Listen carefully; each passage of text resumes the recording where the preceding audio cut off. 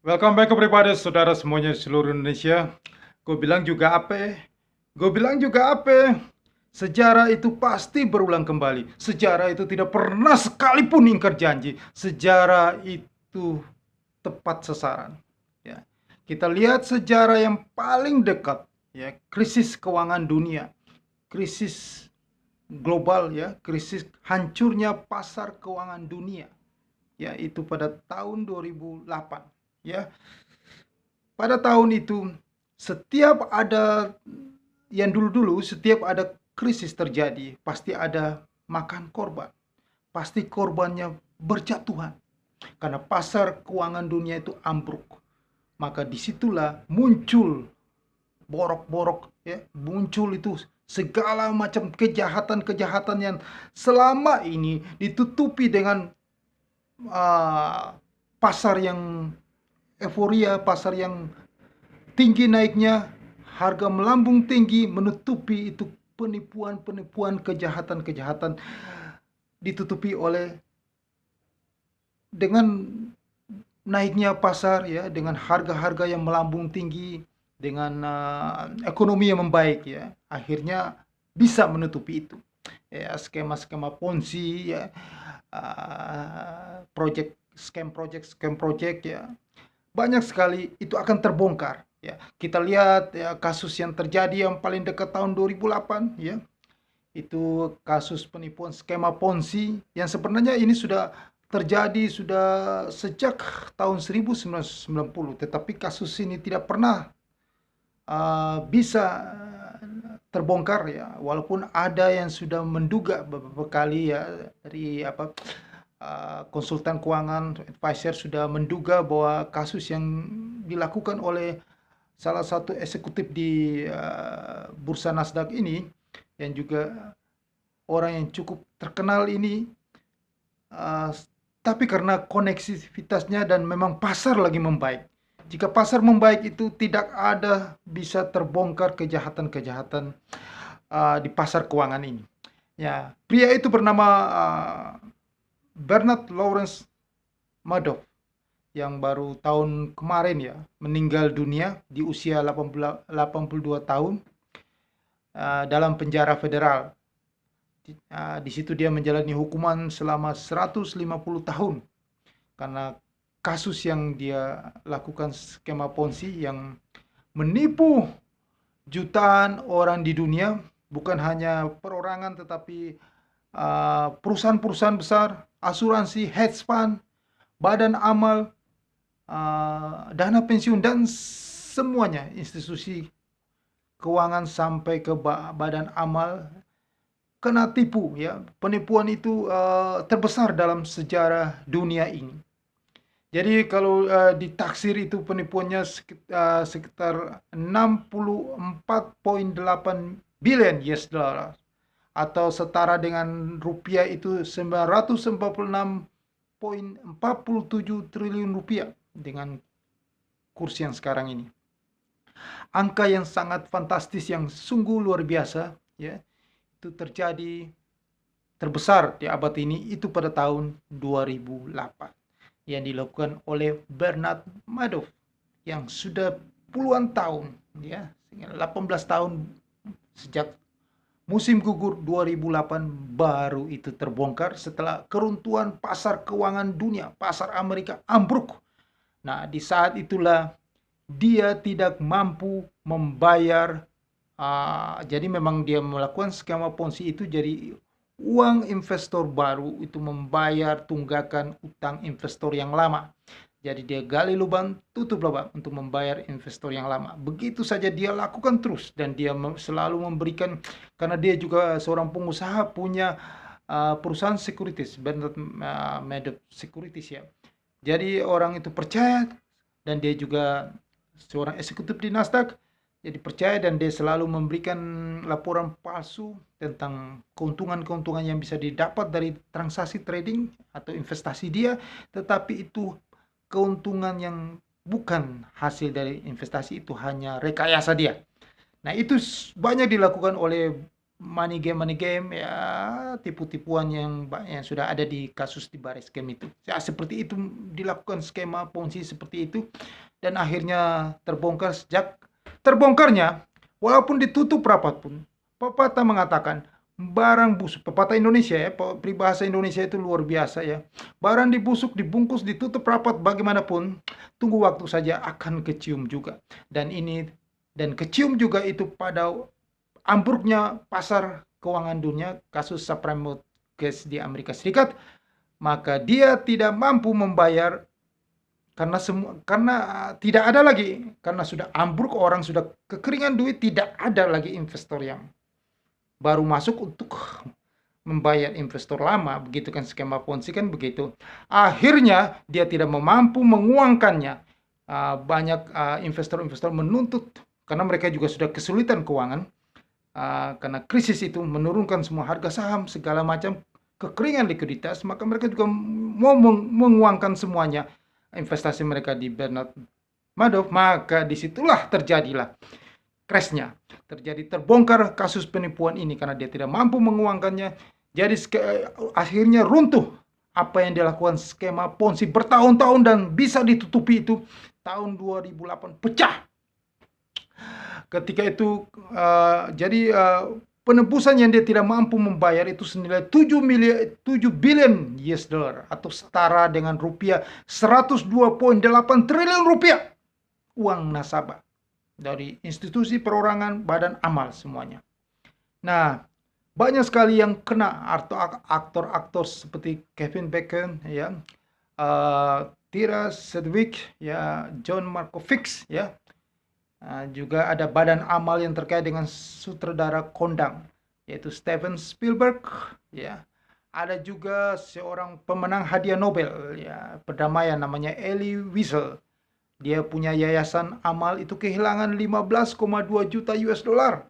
Jadi senilai kalau luar biasa uang yang hilang itu jadi semua itu terbongkar itu setelah terjadi keruntuhan pasar keuangan dunia 2008, 2009. Jadi semuanya kasus-kasus gitu terbongkarnya 2009.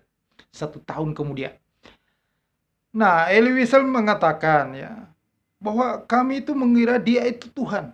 Jadi kami mempercayakan semuanya yang ada di tangannya dia. Jadi ya itulah seperti nanti akan terjadi nanti kalau kita melihat bahwa sejarah, kata Pak Bung Karno bahwa jas merah, jangan sekali-sekali melupakan sejarah. Jangan sekali-sekali meninggalkan sejarah. Sejarah itu pasti berulang terus. Dunia ini tidak luput dari hukum alam. Berulang terus. Kalau Anda ketemu dengan teman Anda, kalau Anda melihat kebiasaan dia, setiap pagi, misal yang sederhana aja, jam bangun dia adalah jam 8, maka besok Anda bisa pastikan dia bangun jam 8. Terus begitu terus. Itu sejarah berulang terus. Itu adalah itulah hukum alam. Ya, Anda bisa buktikan sendirilah. Jadi yang saya katakan ini bahwa ini akan terulang lagi. Kejahatan-kejahatan di dunia keuangan ini akan terbongkar lagi nanti pada tahun ini. Pas kejatuhan market crash, kejatuhan pasar keuangan terbesar nanti. Justru ini lebih besar dampaknya daripada tahun 2008. Karena ini adalah krisis keuangan global. Ini ada masuk resesi, ya, resesi global. Karena inflasi cukup tinggi dan ini memang sengaja benar-benar dibuat itu ekonomi mati. Ekonomi lambat, maka yang terjadi adalah kekeringan likuiditas. Anda bisa lihat sekarang ini yang sangat luar biasa yang akan terjadi nanti, yang sangat merugikan banyak orang, yang membuat semua orang di seluruh dunia menangis darah. Yang keluar adalah tsunami, banjir di seluruh dunia akan terjadi, bencana alam besar. Bencana alam besarnya itu adalah tsunami. Tsunami apa? Tsunami air mata darah. Karena semua orang akan rugi, amblas, duitnya habis. Di mana? Di Bitcoin, saudara-saudara. Bitcoin ini luar biasa jahatnya. Ini menghancurkan, memiskinkan orang di seluruh dunia. Sampai di Indonesia, sampai di pelosok desa Indonesia yang membeli cryptocurrency itu. Karena akibat dari ulah Bitcoin, begitu banyaknya tumbuh kripto yang lain. Ada mungkin 1000-an jenis, nama-namanya aneh-aneh. Ada Luna Maya, segala macam nama-namanya yang sudah dibuat aneh-aneh. Itu memiskinkan semua orang di Indonesia, bahkan di dunia. Banjir, tsunami, air mata darah. Uangnya lari kemana? Ke bandar-bandar itu. Maka nanti Anda lihat saja, saya di konten ini selalu saya hadir untuk selain memberikan edukasi, memberikan Anda wawasan, memberikan Anda juga warning, hati-hati. Karena saya selalu memprediksi ke depan, dan prediksi ke depan saya itu terjadi. Saya adalah Bugs. Untuk zaman sekarang ini adalah seorang nabi di bidang keuangan. Saya bagai seorang nabi di bidang keuangan. Apa yang saya katakan selalu akan terjadi. Saya berdasarkan sejarah membuktikan itu selalu terjadi. Dan Anda buktikan nanti. Dan saya bicara ini sesuai dengan fakta dan ilmiah, sesuai sejarah. Saya tidak pernah bicara yang tidak injak bumi. Ada dasar ilmiahnya. Karena sejarah pasti berulang kembali. Pertama kali saya bekerja di dunia keuangan ini, atasan saya mengajarkan saya bahwa hukum yang pertama adalah, kalau kita bicara tentang teknikalnya, hukum yang pertama adalah the history repeat itself. Sejarah itu pasti mengulangi kembali dirinya. Dan ini saya jamin 100%. Kasus ini akan terbongkar di tahun 2023. Jadi setelah ambruknya tahun ini, Oktober 2022. Catat video saya ini. Oktober 2022 ini nubuatannya. Oktober 2022 ini ada market crash, hancur besar-besaran, krisis keuangan dunia. Karena akibat dari bla bla bla itu, inflasi, perang, segala macam itu yang Anda sendiri sudah tahu, hancur. Di Oktober 2022 terjadilah kekeringan likuiditas. Maka Bitcoin akan menjadi nol. Jika Bitcoin itu menjadi nol, maka yang keluarganya, turunannya, ikut-ikutannya, rame-ramenya sampai di Indonesia, seorang artis terkenal juga membuat token-token itu semua akan menjadi nol. Jika Bitcoin leadernya jadi nol, maka yang lain-lain itu seperti Terra, Luna, ya segala macam itu, gambar anjing lah, kucing lah, apa segala macam, semuanya itu akan jadi minus nol. Maka terjadilah meratap tangis di seluruh dunia. Kasihan, tiap hari meraung-raung, menggoyah-goyah pakaiannya karena harta kekayaannya habis ludes di token-token gak jelas itu. Token-token yang dibangun karena narasi. Mereka hanya percaya narasi bahwa ini akan menjadi uang masa depan, teknologi masa depan, mengganti US dollar. Selalu narasi lawan US dollar, narasi lawan US dollar. Begitu banyak orang di luar sana yang anti US dollar, padahal dia hidup dari US dollar. Itu memang orang yang tipenya begini, makan di piring itu, tetapi dia berakin lagi piring itu. Nah, seperti juga orang Amerika sana, yang hidup kaya dari yang namanya singkatannya RK itu, hidup kaya dari US dollar, tapi ngomongnya selalu berakin piring yang dia makan itu. Itu orang yang tidak bisa jadi teladan. Ya, kalau kamu hidup kaya dari US dollar, jangan kamu berakin lagi itu US dollar. Ya, oke, kita lanjut. Itu, jadi saya mau kasih tahu ke Anda bahwa kejahatan itu akan terbongkar di Bitcoin, di kripto semuanya.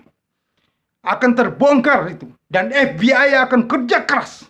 FBI akan kerja keras, ya, karena pada tanggal 21 Februari 2022 Jaksa Agung Lisa Monaco ya sudah membentuk satuan tugas, unit khusus, kayak di sini dikatakan satgas itu, unit khusus dari FBI, namanya NCAT, ya, itu yang nanti tugasnya menyelidiki, menginvestigasi, membongkar kasus-kasus kejahatan di dunia cyber, ya, khususnya ini cryptocurrency dan transaksi mata uang virtual segala macam itu.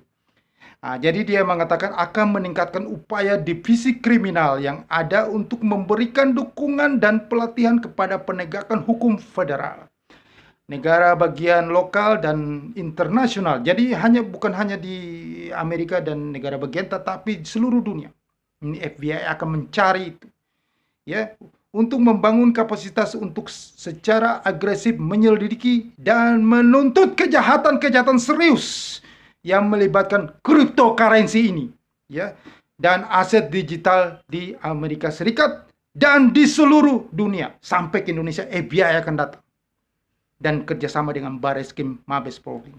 Dalam pidato di konferensi pers keamanan cyber di Munich, Lisa Monaco mengatakan unit ini akan melakukan analisis blockchain, ya, dia analisis blockchain sendiri dan menyita aset-aset yang terlibat dalam kejahatan-kejahatan blockchain dan cryptocurrency ini.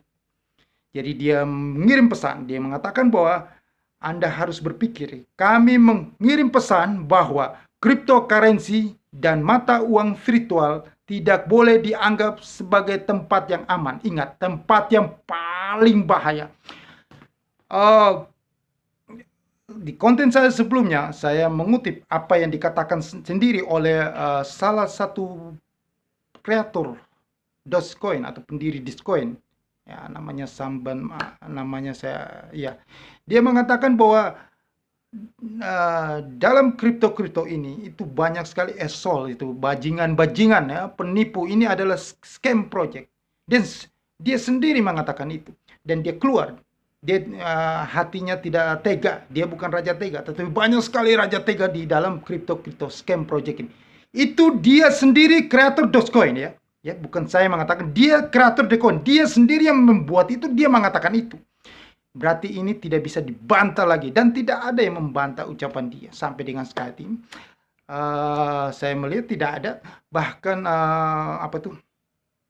si Elon Musk yang membeli Dogecoin dalam jumlah banyak juga tidak membantah apa kata dia. Jadi berarti apa yang dikatakan ini benar, dan mereka menyembunyikan itu. Dan tunggu waktunya saja. Tunggu waktunya setelah market ambruk semuanya orang kehilangan duit, semua orang butuh cash, baru disitulah terbongkar kejahatan-kejahatan tentang Bitcoin dan cryptocurrency ini. Ya, itu Anda lihat saja, Anda catat omongan saya. Ini nubuatan ini akan terjadi karena saya mengambil ini semuanya karena sejarah, karena saya selalu berpedoman bahwa jas merah, jangan melupakan sejarah. Sejarah itu tidak pernah satupun ingkar janji. Selalu di dunia ini berulang-ulang saja. Anda trading apapun yang Anda belajar tentang trading trading futures, Anda trading, itu patokannya di chat itu selalu kita bicara sejarah. Anda mau melihat bisnis ke depan, Anda harus melihat sejarahnya.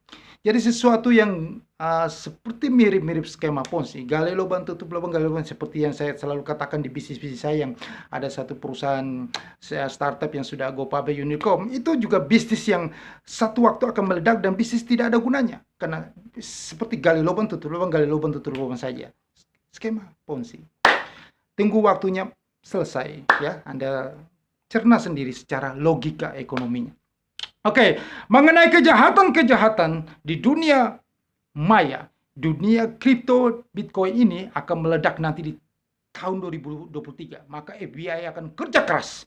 FBI akan kerja keras memburu semuanya pembuat Bitcoin ini.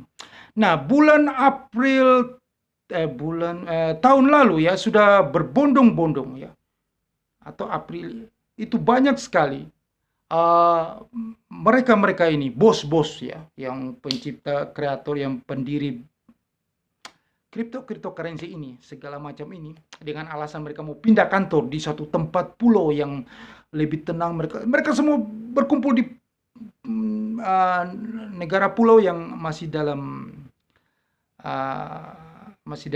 kontrol US, ya, Amerika Serikat, yaitu di Puerto Rico. Mereka berkumpul di sana semuanya, tidak di Amerika. Itu mereka sudah menjauh sedikit, karena nanti FBI akan mencari mereka. Karena nanti tahun 2023 semua jadi nol minus nol. Investor-investor di dunia itu akan melaporkan kejahatan-kejahatan timbul bahwa uangnya hilang. Karena bukan hanya mereka yang membeli ini semuanya.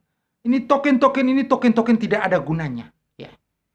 narasi yang dibangun. Mungkin mereka membangun narasi bahwa ini nanti Anda akan dapat keuntungan sekian dengan harga naik gini-gini, terus Anda akan dapatkan keuntungan begini walaupun tidak. Seperti contoh, FBI sekarang mulai ya kemarin ada laporannya dari sudah sejak beberapa tahun yang lalu ya, mulai 2014 2017 sudah mencari ini yang dikatakan ratu kripto. Ratu kripto namanya uh, Ruja Ignatova, ya. FBI mencari dia karena dia menipu korban di dunia itu, di Amerika paling banyak itu hingga 59,8 triliun rupiah. Dia adalah salah satu pendiri dari OneCoin, ya. Pemilik OneCoin dia. Nah, dia dikenal dengan nama CryptoKiller. Ya, dia telah masuk dalam 10 buronan paling dicari FBI.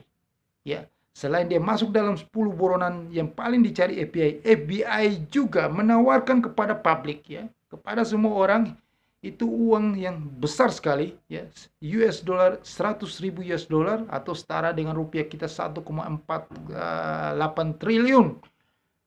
1,48 miliar rupiah, jadi 100.000 US dollar sebagai imbalan bagi siapa saja yang bisa memberitahu, yang mengarah ke penangkapan wanita usia 42 tahun ini, karena dia telah menipu banyak orang, ya.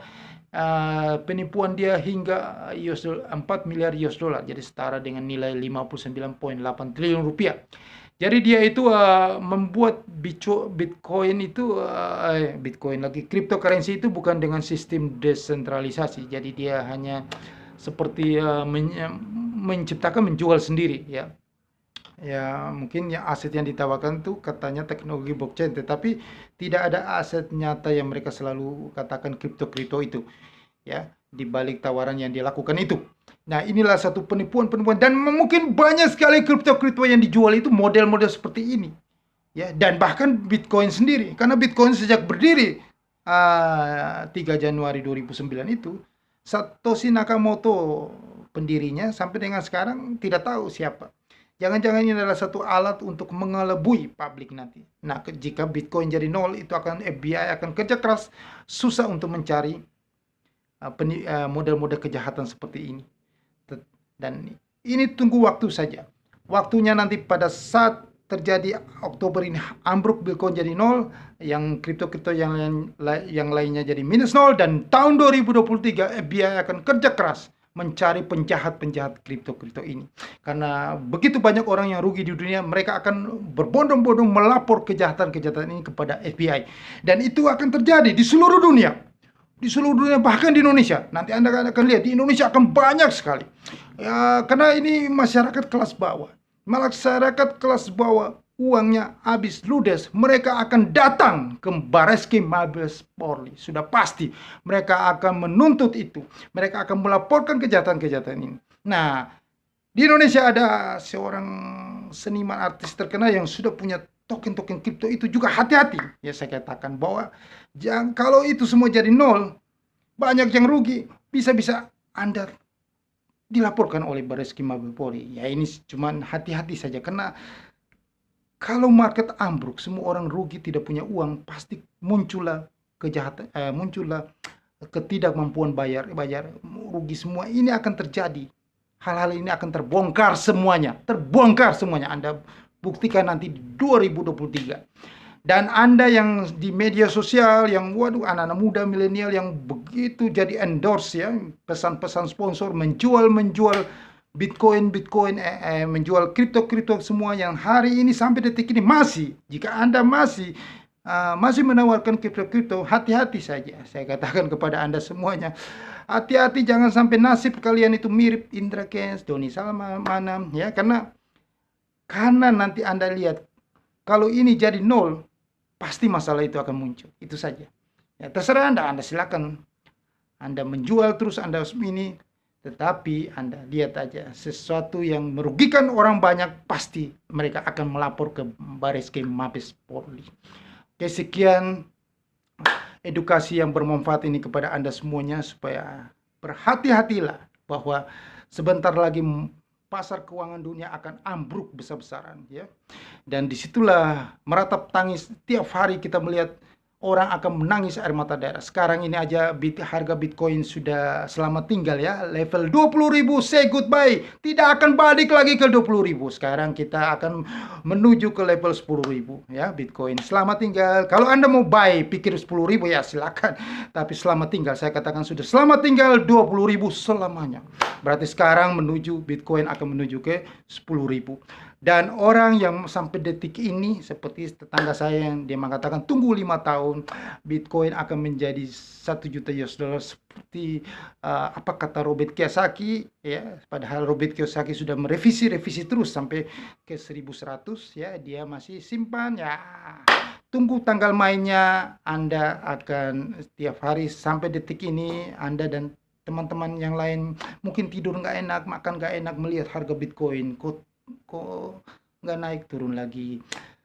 Ya berdoa saja supaya ada mujizat, tidak terjadi Oktober, Nasdaq tidak turun sampai 5.000 dan orang punya banyak duit supaya bisa beli Bitcoin lagi. Tetapi nanti kenyataannya pas Bitcoin jadi 0 dan kripto jadi minus 0, semua orang miskin melarat tidak mampu beli Bitcoin lagi. Jadi Bitcoin selamat tinggal di 0 terus bertahan sampai tahun 2023, dan tahun 2023 akan muncullah FBI mengusut tuntas kasus penipuan kejahatan yang muncul di cryptocurrency, dan Bareskrim Mabes Polri di Indonesia juga akan kerja keras mengusut semua ini. Sukses untuk Anda. Jangan lupa Anda subscribe channel YouTube ini dan Anda sebarkan kepada semua orang supaya mereka dapatkan informasi yang bermanfaat ini. Dan Anda tekan loncengnya untuk dapatkan notifikasinya. Sukses untuk Anda.